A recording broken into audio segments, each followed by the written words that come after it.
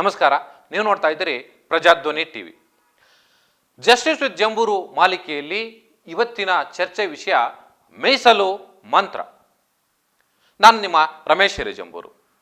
ಕರ್ನಾಟಕದಲ್ಲಿ ಇತ್ತೀಚೆಗೆ ಅದ್ಯಾಕೋ ಮೀಸಲಾತಿಯ ಮೇಲೆ ಎಲ್ಲ ಸಮುದಾಯಗಳ ಕಣ್ಣು ಬೀಳ್ತಾ ಇದೆ. ಆದರೆ ಹೀಗೆ ಕಣ್ಣು ಬೀಳಲಿಕ್ಕೆ ಬಹಳ ಪ್ರಮುಖ ಕಾರಣ ರಾಜಕಾರಣಿಗಳೇ ಅಂದ್ರೂ ಕೂಡ ತಪ್ಪಿಲ್ಲ. ಮೀಸಲಾತಿ ಮಂತ್ರ ಬಳಸ್ತಿದ್ದಾರ ರಾಜಕಾರಣಿಗಳು. ಓಲೈಕೆ ರಾಜಕಾರಣಕ್ಕಾಗಿ ಹೊಸ ಹೊಸ ತಂತ್ರ. ವಾಲ್ಮೀಕಿ ಸಮುದಾಯದ ಮೂಗಿಗೆ ತುಪ್ಪ ಸವರಿದ್ದ ಬಿಜೆಪಿ. ಈಗ ಮಗವೀರರು, ಕೋಲಿ, ಗೊಲ್ಲರಿಗೆ ತುಪ್ಪ. 2A ಮೀಸಲಾತಿಗೆ ಪ್ರತಿಭಟಿಸಿದ್ದ ಪಂಚಮಸಾಲಿ ಸಮುದಾಯ. ಇನ್ನು ಜಾತಿ ಗಣತಿ ವರದಿಯೇ ಮಂಡನೆಯಾಗಿಲ್ಲ. ಜನರ ಕಣ್ಣಿಗೆ ಮಣ್ಣೆರಚಲು ರಾಜಕಾರಣಿಗಳ ಕುತಂತ್ರ. ಇತ್ತೀಚೆಗೆ ಒಂದು ವರ್ಷದ ಹಿಂದಷ್ಟೇ ಈ ನಾಯಕ ಸಮುದಾಯ ಅಥವಾ ವಾಲ್ಮೀಕಿ ಸಮುದಾಯ ST ಮೀಸಲು ಹೆಚ್ಚಳ ಮಾಡಬೇಕು, ಜೊತೆಗೆ SC ಸಮುದಾಯದಲ್ಲಿರ್ತಕ್ಕಂಥ ಮೀಸಲು ಪ್ರಮಾಣವನ್ನು ಕೂಡ ಹೆಚ್ಚು ಮಾಡಬೇಕು ಅಂತೇಳಿ ಒಂದು ಹೋರಾಟವನ್ನ ಕೈಗೊಳ್ಳಿತು.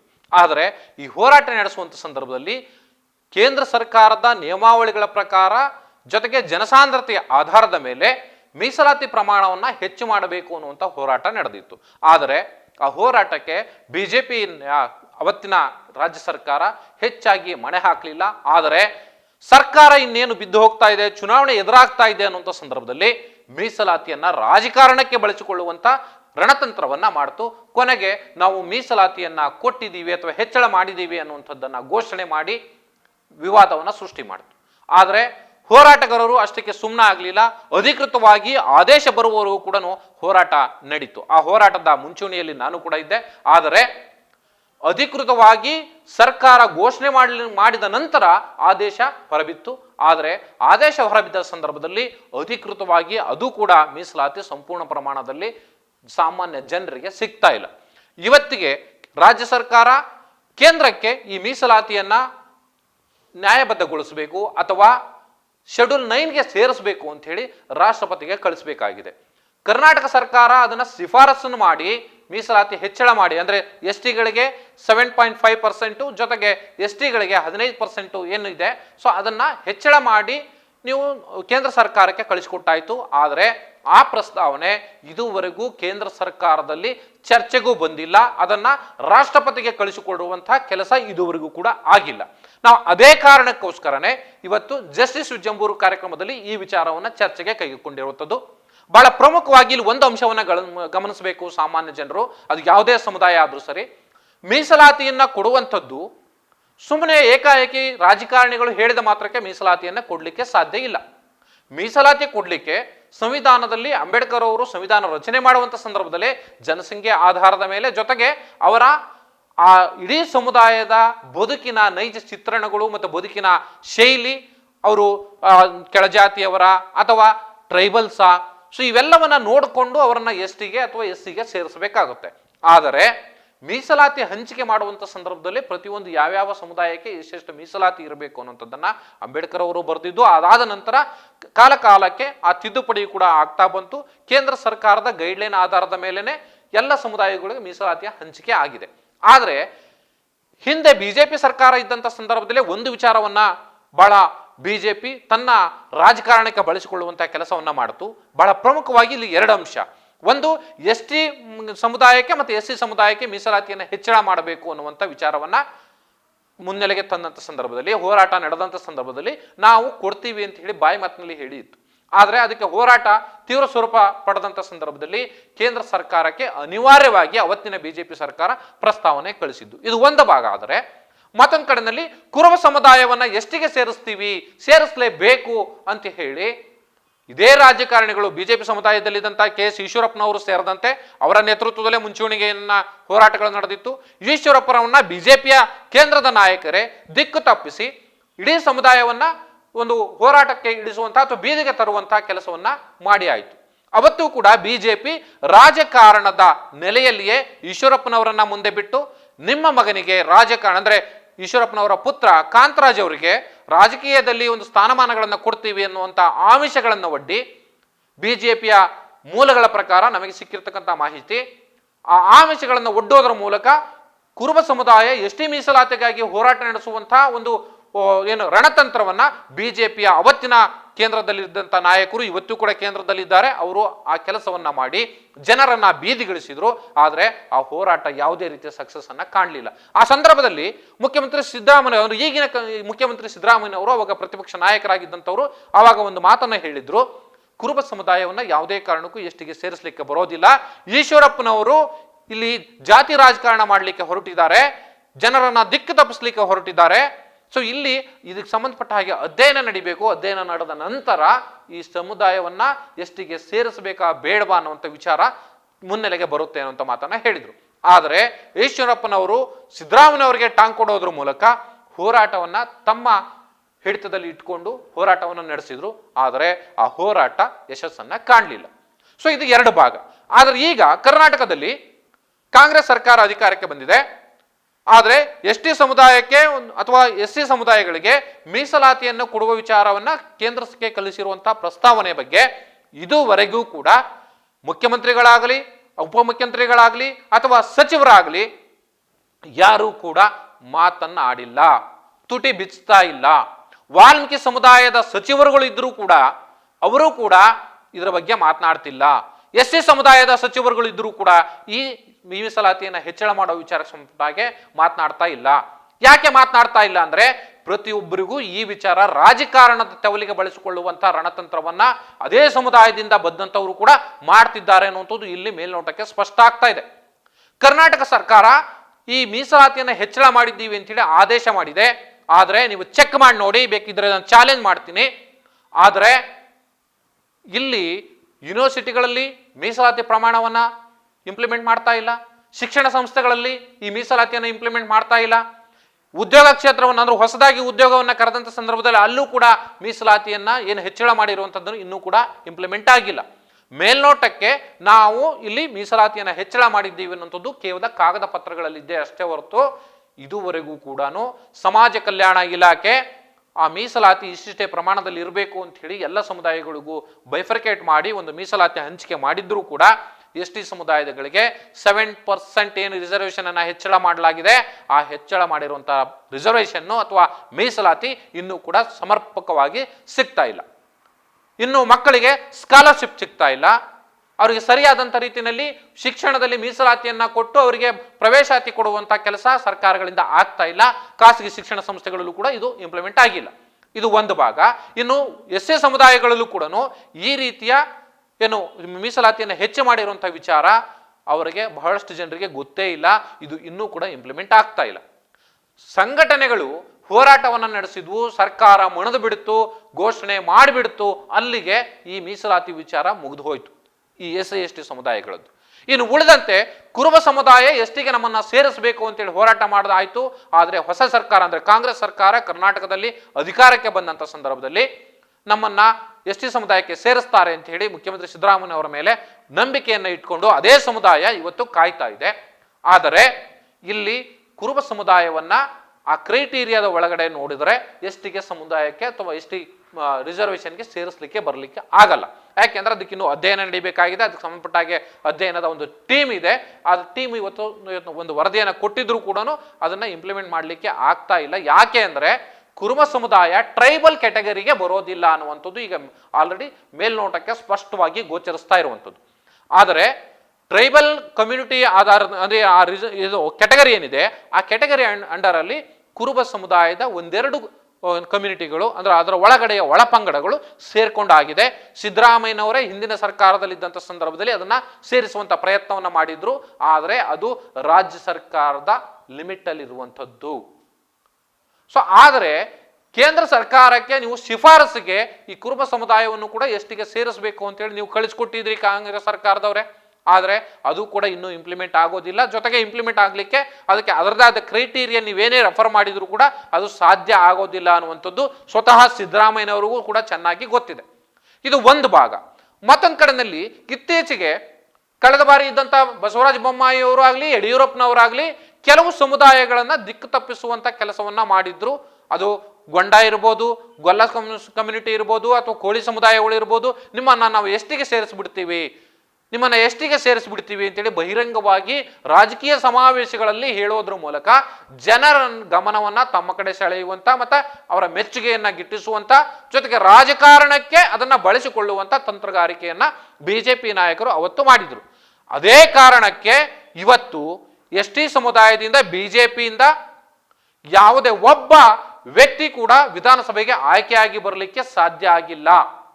ಸೊ ಆ ರೀತಿಯ ಒಗ್ಗಟ್ಟನ್ನ ಇವತ್ತು ಎಸ್.ಟಿ ಸಮುದಾಯ ಅಥವಾ ವಾಲ್ಮೀಕಿ ಅಥವಾ ನಾಯಕ ಸಮುದಾಯ, ಸುಮಾರು 53 ಜಾತಿಗಳಿದ್ದಾವೆ ಎಸ್.ಟಿ ಕಮ್ಯುನಿಟಿಯಲ್ಲಿ, ಅವು ಆ ಕೆಲಸವನ್ನ ಬಹಳ ಗಟ್ಟಿತನದಿಂದ ಮಾಡಿದ್ದು. ಆದರೆ ಈಗ ಅದೇ ರಣತಂತ್ರವನ್ನ ಮುಖ್ಯಮಂತ್ರಿ ಸಿದ್ದರಾಮಯ್ಯವರು ಮಾಡಲಿಕ್ಕೆ ಹೊರಟಿದ್ದಾರೆ. ನಾನು ನೇರವಾಗಿ ಮುಖ್ಯಮಂತ್ರಿ ಸಿದ್ದರಾಮಯ್ಯವರಿಗೆ ಹೇಳ್ತೀನಿ, ಜನರಿಗೆ ದಿಕ್ಕು ತಪ್ಪಿಸುವಂತ ಕೆಲಸವನ್ನ ದಯಮಾಡಿ ಮಾಡಬೇಡಿ. ನಿಮಗೆ ನಿಜಕ್ಕೂ ಎಸ್.ಟಿ ಸಮುದಾಯದ ಮೇಲೆ ಅಥವಾ ಬೇರೆ ಯಾವುದೇ ಸಮುದಾಯಗಳಿಗೆ ಬೇರೆ ಸಮುದಾಯಗಳನ್ನ ಅಂದ್ರೆ ಆ ಕ್ಯಾಟಗರಿಯಲ್ಲಿ ಇಲ್ಲೇ ಇರುವಂತಹ ಸಮುದಾಯಗಳನ್ನ ಸೇರಿಸಬೇಕು ಅಂದ್ರೆ ರಿಸರ್ವೇಶನ್ ಪ್ರಮಾಣ ವೇರಿಯೇಷನ್ ಆಗುತ್ತೆ, ಅದನ್ನ ಮೊದಲು ಸರಿ ಮಾಡಬೇಕು. ಇದು ಜನಸಾಮಾನ್ಯರಿಗೂ ಕೂಡ ಗೊತ್ತಿರುವಂತ ಸಾಮಾನ್ಯ ಜ್ಞಾನ. ಆದ್ರೆ ಮುಖ್ಯಮಂತ್ರಿಗಳಾಗಿ ನಿಮಗೆ ಆ ಜ್ಞಾನ ಇಲ್ವಾ, ಅಥವಾ ಜಾಣತನದ ರಾಜಕಾರಣ ಮಾಡಲಿಕ್ಕೆ ಹೊರಟಿದ್ದೀರಾ? ಇತ್ತೀಚೆಗೆ ನಡೆದಂಥ ಏನು ನೀವು ಮೊಗವೀರರ ಒಂದು ಸಮುದಾಯದ ಒಂದು ಬೃಹತ್ ಸಮಾವೇಶದಲ್ಲಿ ಪಾಲ್ಗೊಂಡ್ರಿ ಮುಖ್ಯಮಂತ್ರಿ ಸಿದ್ದರಾಮಯ್ಯನವರು, ಅಲ್ಲಿ ನೀವೇ ಹೇಳಿರುವಂತ ಮಾತು, ಮೊಗವೀರರು ನೀವೊಂದು ಮನವಿಯನ್ನು ಕೊಡಿ, ಮೊಗವೀರ ಸಮುದಾಯದಲ್ಲಿ ಬಹಳಷ್ಟು ಬಡವರಿದ್ದೀರಿ, ಶಿಕ್ಷಣ ವಂಚಿತರಿದ್ದೀರಿ, ನಿಮ್ಮನ್ನ ನಾವು ಎಷ್ಟಿಗೆ ಸೇರಿಸ್ತೀನಿ, ನಿಮ್ಮ ಮಕ್ಕಳನ್ನ ಶಿಕ್ಷಣವಂತರನ್ನಾಗಿ ಮಾಡಿ, ಎಸ್.ಟಿ ಸಮುದಾಯಕ್ಕೆ ಸೇರಿಸುವಂತ ಕೆಲಸವನ್ನ ನಾವು ಮಾಡ್ತೀವಿ, ಕೇಂದ್ರಕ್ಕೆ ಶಿಫಾರಸು ಮಾಡ್ತೀವಿ ಅಂತ ಹೇಳಿದ್ದೀರಿ. ಎಷ್ಟು ಸಮುದಾಯಗಳನ್ನ ನೀವು ಎಸ್.ಟಿ ಸಮುದಾಯಕ್ಕೆ ತಂದು ಸೇರಿಸುವಂತ ಕೆಲಸವನ್ನ ಮಾಡ್ತೀರಿ? ಹಿಂದೆ ಬಿಜೆಪಿ ನಾಯಕರು ಇದ್ದಂಥ ಸಂದರ್ಭದಲ್ಲಿ ಬಸವರಾಜ ಬೊಮ್ಮಾಯಿ ಅವರು ಇರ್ಬೋದು ಅಥವಾ ಯಡಿಯೂರಪ್ಪನವರು ಇರ್ಬೋದು, ಅವರು ಮುಖ್ಯಮಂತ್ರಿ ಆಗಿದ್ದ ಸಂದರ್ಭದಲ್ಲಿ ಇದೇ ರೀತಿಯ ಸುಳ್ಳುಗಳನ್ನ ಜನರಿಗೆ ಹೇಳಿ ಆ ಎಸ್.ಟಿ ಸಮುದಾಯದ ಜೊತೆನಲ್ಲಿ ಬೇರೆ ಸಮುದಾಯಗಳು ಕೂಡ ಕಿತ್ತಾಡಿಕೊಳ್ಳುವಂಥ, ಅಥವಾ ಅಲ್ಲಲ್ಲಿ ಆಯಾ ಸಮುದಾಯಗಳ ನಡುವೆ ಇವ್ರು ಯಾರೋ ಇವರು ವಿರೋಧಿಸಿದ್ರು ಅನ್ನೋ ಕಾರಣಕ್ಕೆ ಅವರವ್ರ ನಡುವೆ ಜಗಳಗಳಾಗುವಂಥದ್ದು, ಹೊಡೆದಾಟಗಳಾಗುವಂಥ ವ್ಯವಸ್ಥೆಯನ್ನ ಸರ್ಕಾರದಲ್ಲಿ ಇರ್ತಕ್ಕಂಥ ಜನಪ್ರತಿನಿಧಿಗಳೇ ಮಾಡಿದ್ದು. ನಾನು ಇದನ್ನ ಘಂಟಾಘೋಷವಾಗಿ ಹೇಳುವಂತ ಸಮಯ ಈಗ ಬಂದಾಗಿದೆ. ಸೊ ಈ ರೀತಿ ಜಾತಿಗಳ ನಡುವೆ ನೀವು ಜಾತ್ಯತೀತ ಸಮಾಜವನ್ನ ಕಟ್ಟುತ್ತೀವಿ ಅಂತ ಹೇಳ್ತೀರಿ, ಆದರೆ ಜಾತಿಗಳ ನಡುವೆ ರಿಸರ್ವೇಶನ್ ಹೆಸರಿನಲ್ಲಿ ಜಗಳಗಳನ್ನ ತಂದಿಡ್ತಾ ಇದ್ದೀರಿ. ಇಡೀ ಉತ್ತರ ಕರ್ನಾಟಕದಲ್ಲಿ ಕೋಲಿ ಸಮುದಾಯ ಇರ್ಬೋದು, ತಳವಾರ ಸಮುದಾಯ ಇರ್ಬೋದು, ಅಥವಾ ಬೇರೆ ಬೇರೆ ಏನೋ ಕಬ್ಬಲಿಜಗ ಇರ್ಬೋದು, ಸೊ ಈ ತರದ ಸಣ್ಣ ಸಣ್ಣ ಸಮುದಾಯಗಳು ಏನಿದ್ದಾವೆ ಅವುಗಳನ್ನ ನೀವು ಎಷ್ಟಿಗೆ ತಂದು ಸೇರಿಸ್ತೀವಿ ಅಂತ ಹೇಳಿದ ಪರಿಣಾಮ ಬಿಜೆಪಿ ಸರ್ಕಾರದ ಅವತ್ತಿನ ನಾಯಕರು ಇವತ್ತು ಅಲ್ಲಿ ಫೇಕ್ ಸರ್ಟಿಫಿಕೇಟ್ಗಳು ಕ್ರಿಯೇಟ್ ಆಗ್ತಾ ಇದ್ದಾವೆ. ಇಡೀ ಉತ್ತರ ಕರ್ನಾಟಕದಲ್ಲಿ ಸುಮಾರು 2 ಲಕ್ಷಕ್ಕೂ ಹೆಚ್ಚು ನಕಲಿ ಜಾತಿ ಪ್ರಮಾಣ ಪತ್ರಗಳು ಕ್ರಿಯೇಟ್ ಆಗಿದ್ದಾವೆ. ಇದಕ್ಕೆ ಯಾರು ಹೊಣೆ? ಕೇಂದ್ರ ಸರ್ಕಾರದ ನೀತಿ ನಿಯಮಾವಳಿಗಳ ಅಡಿಯಲ್ಲಿ ಅವತ್ತು ನೀವು ಬಿಜೆಪಿ ಸರ್ಕಾರದಲ್ಲಿದ್ದಂಥ ಬಿಜೆಪಿ ನಾಯಕರಿಗೆ ನಾನು ನೇರವಾಗಿ ಹೇಳ್ತಾ ಇರುವಂಥದ್ದು, ನಾನು ಯಾವುದೇ ರಾಜಕೀಯ ನಾಯಕರ ಓಲೈಕೆಯನ್ನು ಮಾಡ್ತಾ ಇಲ್ಲ. ಅವತ್ತು ನೀವು ತಳವಾರ ಮತ್ತೆ ಪರಿವಾರ ಸಮುದಾಯವನ್ನ ಸೇರಿಸುವಂತ ಸಂದರ್ಭದಲ್ಲಿ ಅವತ್ತು ಈ ತಳವಾರ ಮತ್ತು ಪರಿವಾರ ಸಮುದಾಯದ ಜನ ಕೇಳಿರುವಂಥದ್ದು ಏನಂದ್ರೆ, ನಾಯಕ ಮತ್ತೆ ಅಥವಾ ಏನು ವಾಲ್ಮೀಕಿ ಸಮುದಾಯ ಇದೆ, ಇಲ್ಲಿರ್ತಕ್ಕಂಥ ತಳವಾರ ಪರಿವಾರ ಸಮುದಾಯವನ್ನ ಬಹಳಷ್ಟು ದಿನಗಳಿಂದ ಅದು OBC ಕೋಟಾದಲ್ಲೇ ಇದೆ, ಸೊ ಅವರನ್ನ ನೀವು ಎಷ್ಟಿಗೆ ಸೇರಿಸಬೇಕು ಅನ್ನೋಂಥ ಒಂದು ಬೇಡಿಕೆಯನ್ನ ಇಟ್ಟಿದ್ರು. ಆದ್ರೆ ಅವತ್ತು ಪ್ರಸನ್ನಾನಂದಪುರಿ ಏನು ರಾಜನಹಳ್ಳಿಯ ಮಠದ ಪ್ರಸನ್ನಾನಂದಪುರಿ ಸ್ವಾಮೀಜಿ ಮಾಡಿರ್ತಕ್ಕಂಥ ಒಂದು ಎಡವಟ್ಟಿನಿಂದಾಗಿ ಇವತ್ತು ಇಡೀ ಉತ್ತರ ಕರ್ನಾಟಕ ಹೊತ್ತಿ ಉರಿತಾ ಇದೆ. ಇದೇ ಅವತ್ತಿನ ಮೈಸೂರಿನ ಸಂಸದರಾಗಿದ್ದಂಥ ಪ್ರತಾಪ್ ಸಿಂಹ ಅವರನ್ನ ಮುಂದೆ ಬಿಟ್ಟು ಪ್ರಸನ್ನಾನಂದಪುರಿ ಸ್ವಾಮೀಜಿ ಅವರು ತಳವಾರ ಮತ್ತು ಪರಿವಾರ ಸಮುದಾಯವನ್ನು ಏಕಾಏಕಿ ಎಸ್.ಟಿ ಸಮುದಾಯಕ್ಕೆ ಸೇರಿಸಿ ಅಂತ ಹೇಳಿ ಬೇಡಿಕೆ ಇಟ್ಟಂತ ಸಂದರ್ಭದಲ್ಲಿ ಇಲ್ಲಿ ಸರ್ಕಾರ ಕೂಡ ಏಕಾಏಕಿ ಅಲ್ಲಿ ಬೈಫರ್ಕೇಶನ್ನೇ ಮಾಡದೇನೆ ತಳವಾರ ಅಥವಾ ಪರಿವಾರ ಏನು ವಾಲ್ಮೀಕಿ ಅಥವಾ ನಾಯಕ ಸಮುದಾಯದಲ್ಲಿರುವಂಥ ತಳವಾರ ಅಥವಾ ವಾಲ್ಮೀಕಿ ಅಥವಾ ನಾಯಕ ಸಮುದಾಯದಲ್ಲಿರುವಂತಹ ಪರಿವಾರ ಸಮುದಾಯ ಮಾತ್ರ ಎಸ್.ಟಿ ಸಮುದಾಯದಲ್ಲಿ ಸೇರ್ಬೇಕಾಗಿರೋದು, ಅವರನ್ನ ಸೇರಿಸಲಿಕ್ಕೆ ನಾವು ಜೀವ ಇಶ್ಯೂ ಮಾಡ್ತೀವಿ ಅನ್ನೋಂಥದ್ದನ್ನ ಆ ಜೀವನಲ್ಲಿ ನೀವು ಸರಿಯಾಗಿ ಪ್ರಸ್ತಾಪ ಮಾಡಬೇಕಿತ್ತು. ಆದ್ರೆ ಏಕಾಏಕಿ ತಳವಾರ ಮತ್ತೆ ಪರಿವಾರ ಸಮುದಾಯವನ್ನ ನೇರವಾಗಿ ಈ OBC ಕೆಟಗರಿಯಿಂದ ತೆಗೆದು ಏಕಾಏಕಿ ಅವರನ್ನ ಎಸ್.ಟಿ ಸಮುದಾಯಕ್ಕೆ ಸೇರಿಸಿಟ್ರಿ.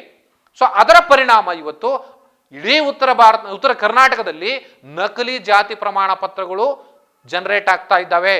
ಅಧಿಕಾರಿಗಳೇ ಹಣ ತೆಗೆದುಕೊಂಡು ಲಂಚ ಪಡೆದುಕೊಂಡು ಇವತ್ತು ಫೇಕ್ ಸರ್ಟಿಫಿಕೇಟ್ಗಳನ್ನ ಕೊಡ್ತಾ ಇದ್ದಾರೆ. ಹಾಗಾದ್ರೆ ಮೀಸಲಾತಿ ಯಾವ ಪುರುಷಾರ್ಥಕ್ಕೆ ನೀವು ಘೋಷಣೆ ಮಾಡ್ತಿದ್ದೀರಿ?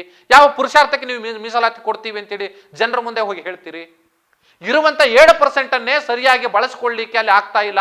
ನಕಲಿ ಜಾತಿ ಪ್ರಮಾಣ ಪತ್ರ ಪಡೆದಂತವರೇ ಇವತ್ತು ಅಧಿಕಾರಿಗಳಾಗ್ತಾ ಇದ್ದಾರೆ. ಅವರ ಮೇಲೆ ಕೇಸ್ಗಳು ಬೀಳ್ತಾ ಇದ್ದಾವೆ. ಆದರೆ ಅವರು ಅಧಿಕಾರದಲ್ಲಿ ಇದ್ದುಕೊಂಡೇ ಕೇಸನ್ನು ಹ್ಯಾಂಡಲ್ ಮಾಡುವಂತ ಅಥವಾ ಲಂಚ ಕೊಟ್ಟು ತಮ್ಮ ಏನು ಆ ನಕಲಿ ಜಾತಿ ಪ್ರಮಾಣ ಪತ್ರದ ಪರವಾಗಿ ಒಂದು ನ್ಯಾಯಾಲಯಗಳಲ್ಲಿ ವಾದ ಮಾಡಿಸುವಂತ ಮಟ್ಟಕ್ಕೆ ಇವತ್ತು ಅವರು ಹೋಗ್ತಾ ಇದ್ದಾರೆ. ಹಾಗಾದ್ರೆ ನೀವು ಯಾವ ಪುರುಷಾರ್ಥಕ್ಕೆ, ಯಾವ ಘನಕಾರ್ಯಕ್ಕೆ ನೀವು ನಕಲಿ ಜಾತಿ ಪ್ರಮಾಣ ಪತ್ರ ಸುಮಾರು ಈಗ ಇರ್ತಕ್ಕಂಥದ್ದು ಅಲ್ಲಿ ತಳವಾರ ಪರಿವಾರದ ವಿಚಾರವನ್ನ ಕೈಗೆತ್ಕೊಂಡ್ರೆ ಇರುವಂತದ್ದೇ ಹೆಚ್ಚು ಕಡಿಮೆ 8 ಲಕ್ಷ ಜನ ಅವರು. ಆದರೆ ನಾನಿಲ್ಲಿ ಯಾವ ಜಾತಿಯನ್ನು ವಿರೋಧಿಸ್ತಾ ಇಲ್ಲ ಅಥವಾ ಯಾವ ಜಾತಿ ವಿರುದ್ಧವಾಗಿ ನಾನು ಮಾತನಾಡ್ತಾ ಇಲ್ಲ. ಆದರೆ ಕಾನೂನಿನಲ್ಲಿ ಇರ್ತಕ್ಕಂಥ ನ್ಯಾಯವನ್ನ ಸರಿಯಾದ ಜನರಿಗೆ ಸರಿಯಾದ ರೀತಿಯಲ್ಲಿ ಸರಿಯಾದ ಪ್ರಮಾಣದಲ್ಲಿ ಕೊಡದೆ ಹೋದ್ರೆ ಸಹಜವಾಗಿ 2 ಜಾತಿಗಳು ಅಥವಾ 2 ಸಮುದಾಯಗಳು ಕಿತ್ತಾಟಕ್ಕೆ ನಿಲ್ತವೆ. ಇದು ವಾಸ್ತವ ಚಿತ್ರಣ. ಸೊ ಇಡೀ ಉತ್ತರ ಕರ್ನಾಟಕದಲ್ಲಿ ಇವತ್ತು ಇದೇ ರೀತಿಯ ವಾತಾವರಣ ನಿರ್ಮಾಣ ಆಗ್ತಾ ಇದೆ. ಪೊಲೀಸ್ ಠಾಣೆಗಳಲ್ಲಿ ಸಾಕಷ್ಟು ದೂರುಗಳು ನಿರ್ಮಾಣ ಆಗ್ತಾ ಇದ್ದಾವೆ. ದೂರುಗಳನ್ನು ಕೊಡುವಂತ ಪ್ರಕ್ರಿಯೆ ಶುರುವಾಗಿದೆ. ಆ ಕಡೆಗೆ ನಿಜವಾದ ಎಸ್ಟಿಗಳು ದೂರು ಕೊಡ್ತಾ ಇದ್ದಾರೆ, ಈ ಕಡೆಗೆ ನಕಲಿ ಎಸ್ಟಿಗಳು ದೂರು ಕೊಡ್ತಾ ಇದ್ದಾರೆ, ಅಥವಾ ನಕಲಿ ಎಸ್ಸಿಗಳು ದೂರು ಕೊಡ್ತಾ ಇದ್ದಾರೆ, ನಕಲಿ ಎಸ್ಸಿಗಳು ಕೂಡ ಸರಿಯಾದಂತ ಪ್ರಮಾಣ ನಮಗೆ ಸಿಗ್ತಾ ಇಲ್ಲ, ನಮಗೆ ಇವ್ರು ಬಿಡ್ತಾ ಇಲ್ಲ ಅಂತೇಳಿ ಇವ್ರ ಮೇಲೆ ಅವರು ದೂರು ಕೊಡುವಂತ ಕೆಲಸ ನಡೀತಾ ಇದೆ. ಆದರೆ ಸರ್ಕಾರಿ ಅಧಿಕಾರಿಗಳು ಇದರ ಲಾಭ ಪಡೆದುಕೊಂಡು ತಮ್ಮ ಜೇಬಿಗೆ ಹಣ ಮಾಡಿಕೊಳ್ಳುವಂತ ಕೆಲಸಕ್ಕೆ ಮುಂದಾಗಿದ್ದಾರೆ. ಈಗಾಗಲೇ ಸಾಕಷ್ಟು ವಿಚಾರಗಳಲ್ಲಿ ಇದೇ ವಿಚಾರಕ್ಕೆ ಸಂಬಂಧಪಟ್ಟಾಗೆ ಹೋರಾಟಗಳು ನಡೀತಾ ಇದ್ದಾವೆ. ಮತ್ತೆ ಎಸ್ಸಿ ಸಮುದಾಯದಲ್ಲಿ ಈ ರೀತಿಯ ಒಂದು ಕುತಂತ್ರಗಾರಿಕೆಯನ್ನು ಮಾಡಿದ ಕಾರಣಕ್ಕೆ ಇವತ್ತು ಒಳ ಮೀಸಲಾತಿಯ ಹೊಸ ಸಬ್ಜೆಕ್ಟ್ ಬಂದಿರುವಂಥದ್ದು, ಒಳ ಮೀಸಲಾತಿಯ ಕೂಗು ಇವತ್ತು ಕೇಳಿ ಬಂದಿರುವಂಥದ್ದು. ಆದರೆ ಈಗ ಮತ್ತೆ ಎಸ್ಟಿ ಸಮುದಾಯದಲ್ಲೂ ಕೂಡ ಇದೇ ರಣತಂತ್ರವನ್ನು ಮಾಡಲಿಕ್ಕೆ ಅಥವಾ ಅಲ್ಲೂ ಕೂಡ ಒಳ ಮೀಸಲಾತಿಯನ್ನ ಜಾರಿಗೊಳಿಸಲಿಕ್ಕೆ ಒತ್ತಾಯವನ್ನ ಮಾಡುವಂತಹ ಪರಿಸ್ಥಿತಿ ಇವತ್ತು ನಿರ್ಮಾಣ ಆಗ್ತಾ ಇದೆ. ಅಂದ್ರೆ ಅದಕ್ಕೆ ರಾಜಕಾರಣಿಗಳೇ ಕಾರಣ. ನಾನು ಅದೇ ಕಾರಣಕ್ಕೆ ಇವತ್ತು ಚರ್ಚೆಯನ್ನು ಕೈಗೆತ್ತಿಕೊಂಡಿರುವಂಥದ್ದು ಜಸ್ಟಿಸ್ ಜಂಬೂರು ಕಾರ್ಯಕ್ರಮದಲ್ಲಿ ಮುಖ್ಯಮಂತ್ರಿ ಸಿದ್ದರಾಮಯ್ಯನವರೇ ಮೊಗವೀರರನ್ನ ಮತ್ತೆ ನಾವು ಎಸ್ಟಿಗೆ ತಂದು ಸೇರಿಸ್ತೀನಿ ಅಂತ ಹೇಳಿ ನೀವು ಘಂಟಾಘೋಷವಾಗಿ ಒಂದು ಸಭೆಯಲ್ಲಿ ಹೇಳಿ ಬರ್ತೀರಿ ಅಂದ್ರೆ ನಿಮಗೆ ಕನಿಷ್ಠ ಜ್ಞಾನ ಇಲ್ವಾ?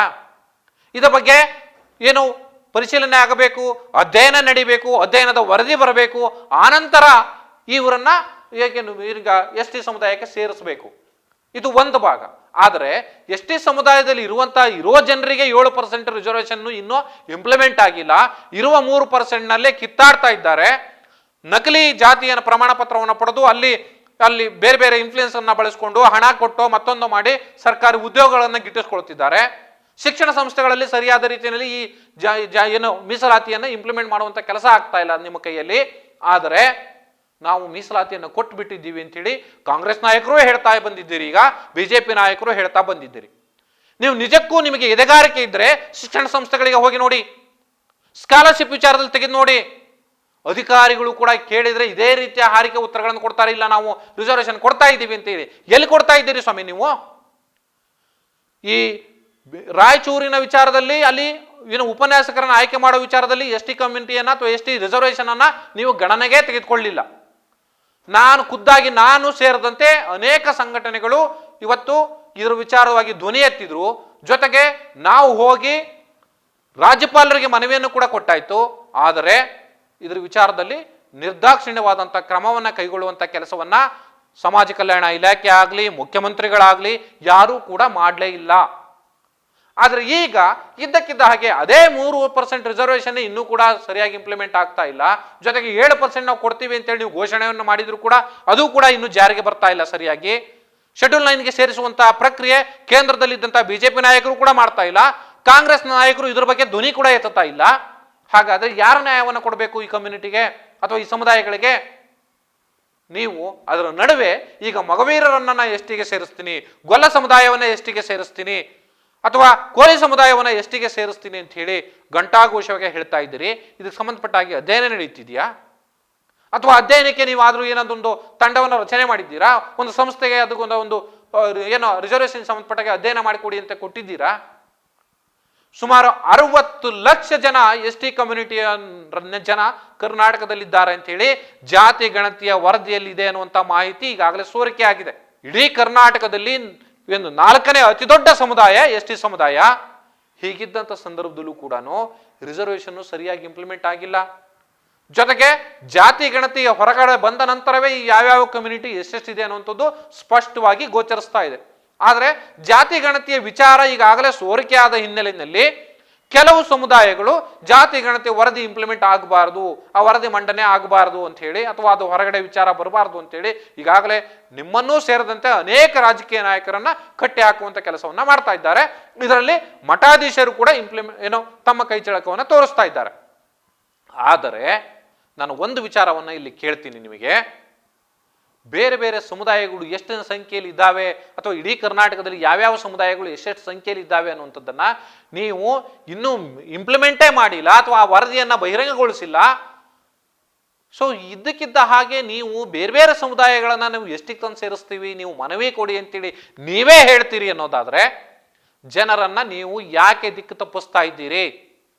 ಎಲ್ಲ ರಾಜಕಾರಣಿಗಳ ಹಾಗೆ ನೀವು ಕೂಡ ಜನರನ್ನ ದಿಕ್ಕು ತಪ್ಪಿಸಿ ನಿಮ್ಮ ರಾಜಕೀಯ ಬೇಳೆಗಳನ್ನ ಬೇಯಿಸ್ಕೊಳ್ತಾ ಇದ್ದೀರಾ. ಮುಖ್ಯಮಂತ್ರಿ ಸಿದ್ದರಾಮಯ್ಯನವರೇ, ಯಾಕೆ ಈ ರೀತಿಯ ಕುತಂತ್ರಗಳನ್ನು ರಾಜಕಾರಣಗಳನ್ನ ಮಾಡ್ತಾ ಇದ್ದೀರಿ? ಬಿಜೆಪಿ ನಾಯಕರು ಅದೇ ಕೆಲಸವನ್ನ ಮಾಡಿ ಇವತ್ತು ಎಸ್ ಟಿ ಕಮ್ಯುನಿಟಿಯ ಜನ ಬಿಜೆಪಿಯನ್ನ ನಂಬದೇ ಇರುವಂತ ಸ್ಥಿತಿಗೆ ಬಂದು ನಿಲ್ತಿದ್ದಾರೆ. ಆದ್ರೆ ಈಗ ನೀವು ಅದೇ ಕೆಲಸ ಮಾಡ್ತಾ ಇದ್ದೀರಿ ಅಂದ್ರೆ ಸಹಜವಾಗಿ ಇಡೀ ಎಸ್ ಟಿ ಕಮ್ಯುನಿಟಿ ಮತ್ತೆ ಬಿಜೆಪಿ ಕಡೆಗೆ ವಾಲುವಂತ ಅನಿವಾರ್ಯತೆಯನ್ನ ನೀವೇ ಸೃಷ್ಟಿ ಮಾಡ್ತೀರಿ. ನಿಮ್ಮ ಮೇಲೆ ಇಡೀ ಎಸ್ ಟಿ ಸಮುದಾಯ ಬಹಳಷ್ಟು ನಂಬಿಕೆಗಳನ್ನ ಇಟ್ಕೊಂಡಿದೆ. ಎಸ್ ಸಿ ಸಮುದಾಯ ನಿಮ್ಮ ಮೇಲೆ ನಂಬಿಕೆಯನ್ನ ಇಟ್ಕೊಂಡಿದೆ. ಆದ್ರೆ ಇತ್ತೀಚೆಗೆ ನೀವು ಒಳ ಮೀಸಲಾತಿಯನ್ನ ಘೋಷಣೆ ಮಾಡ್ತೀವಿ ಅಂತ ಹೇಳಿದ್ರಿ. ಒಳ ಮೀಸಲಾತಿ ವಿಚಾರ ಇನ್ನೂ ಕೂಡ ಮತ್ತೆ ಚರ್ಚೆಗೆ ಬರಲಿಲ್ಲ. ಮಾಡ್ತೀವಿ ಅನ್ನುವಂಥ ಮಾತುಗಳು, ಭರವಸೆಗಳು ಮಾತ್ರ ಆಗಿದೆ. ಆದ್ರೆ ಈಗ ಇದ್ದಕ್ಕಿದ್ದಾಗೆ ಮತ್ತೆ ಹೊಸ ಹೊಸ ಭರವಸೆಗಳನ್ನ ಕೊಡ್ತೀರಿ, ಜನರ ಮುಂದೆ ಜನರನ್ನ ದಿಕ್ಕು ತಪ್ಪಿಸುವಂತ ಕೆಲಸ ಮಾಡ್ತೀರಿ ಅನ್ನೋದಾದ್ರೆ ನಿಮ್ಮ ಈ ರಾಜಕಾರಣ ಕುತಂತ್ರದ ರಾಜಕಾರಣನ ಅಥವಾ ಜಾಣತನದ ರಾಜಕಾರಣನ ಅಥವಾ ಕಣ್ಣಿದ್ದು ಕೂಡ ಈ ವಿಚಾರದಲ್ಲಿ ನೀವು ಕುರುಡರಾಗಿದ್ದೀರಾ ಅಥವಾ ಅತಿ ಬುದ್ಧಿವಂತಿಕೆ ಪ್ರದರ್ಶನವನ್ನು ಮಾಡ್ತಿದ್ದೀರಾ? ಜನ ಇವತ್ತು ದಡ್ಡರಲ್ಲ ಮುಖ್ಯಮಂತ್ರಿ ಸಿದ್ದರಾಮಯ್ಯವರೇ. ಆದ್ರೆ ಮಗವೀರ ಸಮುದಾಯಕ್ಕೂ ಕೂಡ ನೀವು ನ್ಯಾಯ ಕೊಡಿಸಬೇಕು ಅನ್ನೋದಿದ್ರೆ ಕೊಡಿಸಿ, ಅದನ್ನು ಯಾರೂ ಕೂಡ ಪ್ರಶ್ನೆ ಮಾಡೋದಿಲ್ಲ. ಆದರೆ ಆ ಸಮುದಾಯವನ್ನು ದಿಕ್ಕು ತಪ್ಪಿಸುವ ಕೆಲಸ ಮಾಡಬೇಡಿ. ಅದಕ್ಕೆ ಅದರದ್ದೇ ಆದ ಒಂದು ಅಧ್ಯಯನ ನಡೀಲೇಬೇಕು. ನಿಮಗೂ ಅದು ಚೆನ್ನಾಗಿ ಗೊತ್ತಿದೆ. ಒಂದು ಜಾತಿಯನ್ನ ಇನ್ನೊಂದು ಜಾತಿಗೆ ಸೇರಿಸಬೇಕು ಅಥವಾ ಇನ್ನೊಂದು ಕ್ಯಾಟಗರಿಗೆ ಸೇರಿಸಬೇಕು ಅನ್ನೋದಾದ್ರೆ ಅಧ್ಯಯನ ನಡೆಯದೇನೆ ಅಥವಾ ಜಾತಿ ಗಣತಿಯ ಪಕ್ಕಾ ಮಾಹಿತಿ ಇಲ್ಲದೇನೆ ಹೋದ್ರೆ ಯಾವುದೇ ಕಾರಣಕ್ಕೂ ಒಂದು ಜಾತಿಯನ್ನ ಇನ್ನೊಂದು ಕಮ್ಯುನಿಟಿಗೆ ಅಥವಾ ಕ್ಯಾಟಗರಿಗೆ ಸೇರ್ಪಡೆ ಮಾಡಲಿಕ್ಕೆ ಆಗೋದಿಲ್ಲ. ಈಗ ಕರ್ನಾಟಕದಲ್ಲಿ ಏಕಾಏಕಿ ತಳವಾರ ಮತ್ತು ಪರಿವಾರ ಸಮುದಾಯವನ್ನ ಏಕಾಏಕಿ ಬೈಫರ್ಕೇಟೇ ಮಾಡದೇನೆ ನೀವು ಎಸ್ ಟಿಗೆ ಕನ್ವರ್ಟ್ ಮಾಡಿದ್ದೀರಿ. ಆದ್ರೆ ಈಗ ಅಲ್ಲೇ ಆಗ್ತಾ ಇರುವಂತಹ ಅವಾಂತರಗಳು ನಿಮ್ಮ ಕಣ್ಣಿಗೆ ಅಥವಾ ನಿಮ್ಮ ಗಮನಕ್ಕೆ ಬಂದಿಲ್ವಾ? ಎಷ್ಟು ದೂರುಗಳು ನಿಮ್ಮ ಮುಂದೆ ಬಂದಿದ್ದಾವೆ. ಆದರೆ ಅದ್ಯಾವುದು ಕೂಡ ಇನ್ನೂ ಶಿಕ್ಷಣ ಇಲಾಖೆ ಇರ್ಬೋದು ಅಥವಾ ಸಮಾಜ ಕಲ್ಯಾಣ ಇಲಾಖೆ ಇರ್ಬೋದು ಅಥವಾ ಪರಿಶಿಷ್ಟ ಪಂಗಡಗಳ ಕಲ್ಯಾಣ ಇಲಾಖೆ ಇರ್ಬೋದು, ಇಲ್ಲಿ ಬಂದಂತಹ ದೂರುಗಳು ಇನ್ನೂ ಕೂಡ ಒಂದೇ ಒಂದು ದೂರು ಕೂಡ ಇತ್ಯರ್ಥ ಆಗಿಲ್ಲ.